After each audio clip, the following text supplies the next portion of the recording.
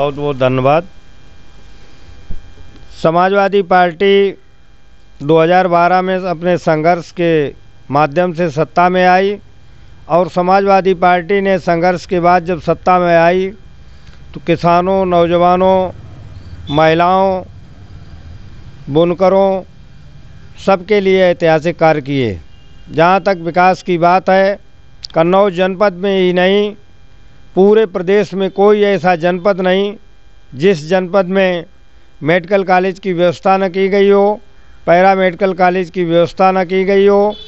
हमारी सरकार में माननीय अखिलेश यादव जी के प्रयास से सूबे के 45 जनपदों में जनपद से जनपद जोड़ने के लिए 4 लाइन का कार्य किया गया। भारतीय जनता पार्टी जो सरकार में आई, कहीं पर भी पूरे उत्तर प्रदेश में कोई नया प्रोजेक्ट इन्होंने लागू नहीं किया।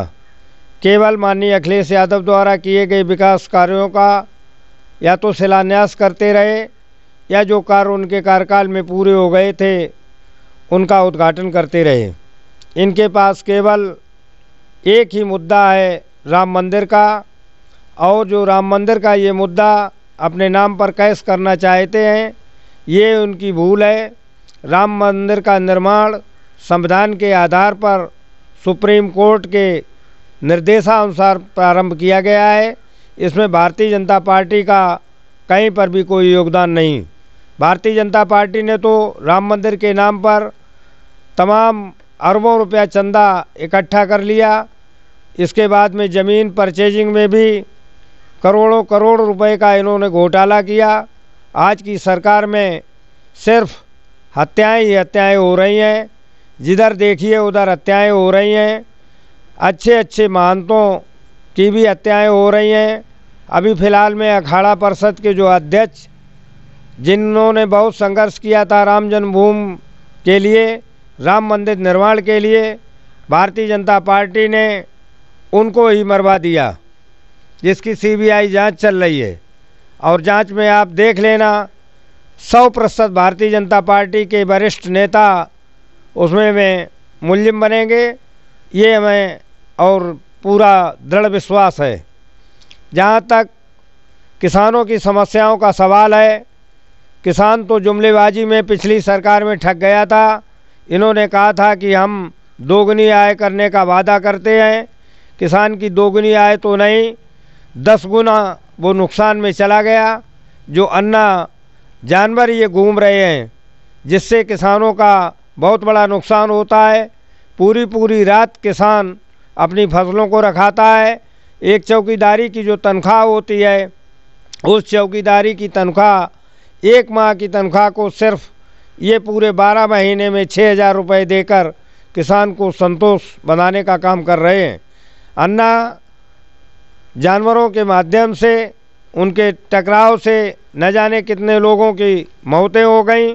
आज भी कहीं कहीं पर गौशालाएं नहीं बनी हैं। जो गौशालाएं बनी हैं उनमें गायें तड़प तड़प कर मर रही हैं।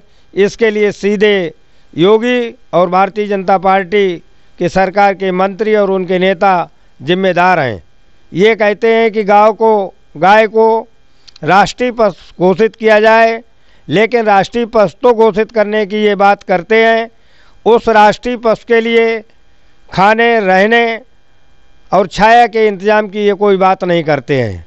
गाय को अगर ये राष्ट्रीय पशु घोषित करेंगे, हम इनसे पूछना चाहते हैं भाजपा के लोगों से, तो उनके जो सांड घूम रहे हैं उन्हें कौन सा पशु ये घोषित करेंगे।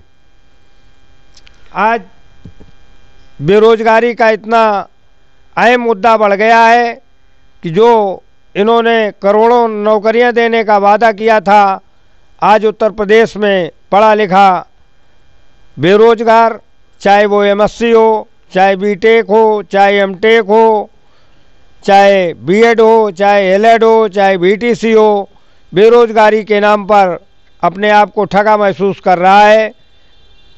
चाय और पकौड़े की दुकान के लिए भारतीय जनता पार्टी के लोग प्रेरित करते हैं कि चाय और पकौड़े की दुकान कर लीजिए। ये रोजगारी कहाँ से हुई? इसे रोजगार कहाँ से कहा जा सकता है?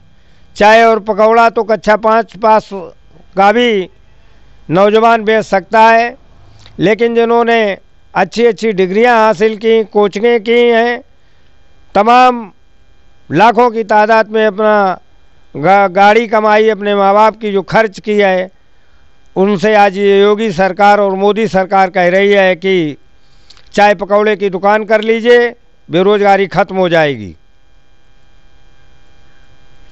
यहाँ पर हमारे वरिष्ठ समाजवादी पार्टी के नेताजी जो आपको संदेश दे रहे हैं, किस तरीके से मतलब अपनी बाणी से जनता को संदेश दे रहे हैं, क्या कहा है? चलिए इसी क्रम में मैं फिर नेताजी से पूछना चाहूँगा कि सन 2022 में जो इलेक्शन आ रहा है, तो अब की बार आपकी सरकार के क्या मेन इरादे होंगे? जैसे डीजल है, पेट्रोल है, महंगाई चरम सीमा पर है, तो देश की जनता अब ये भी पूछना चाहती है आखिर ये महंगाई कब खत्म हो सकती है, क्या कारण है? आज जो महंगाई चरम सीमा पर है, चाहे डीजल के दाम दिन दूने रात चौगुने बढ़ रहे हों, या पेट्रोल के दाम बढ़ रहे हों, या गैस सिलेंडरों के दाम बढ़े हों, या खाद के दाम बढ़े हों, ये महंगाई आम आदमी को पेर रही है। चाहे वो किसान हो, मध्यम वर्ग का व्यक्ति हो, व्यापारी हो। जीएसटी के कारण भी व्यापारी परेशान हुआ। 2022 में जब समाजवादी पार्टी की सरकार बनेगी तो इसके लिए समाजवादी पार्टी 100% तमाम ऐसी निर्यात की वस्तुएं हमारे प्रदेश और देश में, जिससे निर्यात बढ़ाया जाएगा और लोगों की आमदनी बढ़ेगी। पेट्रोल और डीजल के दाम पर सब्सिडी लाकर के किसानों को राहत दी जा सकती है। गैस में भी सब्सिडी देकर किसानों को, गरीबों को, महिलाओं को राहत देने का काम समाजवादी पार्टी कार्य करेगी। जहाँ तक इन्होंने एक स्वच्छता का अभियान चलाया, जिस स्वच्छता के अभियान में महात्मा गांधी का चश्मा छीन करके एक दीवालों पर रख दिया, बाल पेंटिंग करा दी। आप देख रहे होंगे गाँव में कि जो शौचालय बनवाए गए, उन शौचालयों में कहीं पर भी पानी का इंतजाम नहीं किया गया। जो शौचालय बनवाए गए वो घटिया किस्म के शौचालय बनवाए गए। ठेकेदारी के आधार पर भारतीय जनता पार्टी के प्रधानों ने, उनके ठेकेदारों ने शौचालय बनवाने का काम किया है, जो आज की बरसात में 1 साल बाद स्वतः ध्वस्त होने लगे हैं। स्वच्छ सफाई के नाम पर इन्होंने ना तो गंगा की सफाई कर पाई, न नालों की सफाई कर पाई, न नदियों की सफाई कर पाई। आज गंगा माँ, जिसकी ये कसम खाकर आए थे बनारस में कि मुझे गंगा माँ ने बुलाया है, गंगा माँ ने इन्हें इसलिए नहीं बुलाया था कि उस गंगा माँ में जहाँ पर गंगा के बाहर दाह संस्कार हुआ करते थे, अभी कोरोना काल में दाह संस्कार की जगह नहीं मिली। लोगों ने सीधी सीधी कोरोना से की लाशें गंगा में फेंक दी। अब ये कहते हैं कि बिहार से लाशें आई, इन उल्लू के पानी पूरब की ओर जाता है, गंगा का पानी कभी पश्चिम की ओर नहीं जाता। कन्नौज में तैरती हुई जो लाशें मिली, फर्रुखाबाद में गंगा जी में जो लाशें मिली, क्या वो मुर्दे, डेड बॉडियाँ उल्टी तैरने लगीं? सिर्फ ये जनता को धोखा देने का काम करते हैं। इनके पास कोई ऐसा ठोस मुद्दा नहीं जिस मुद्दे के आधार से ये जनता के बीच में आ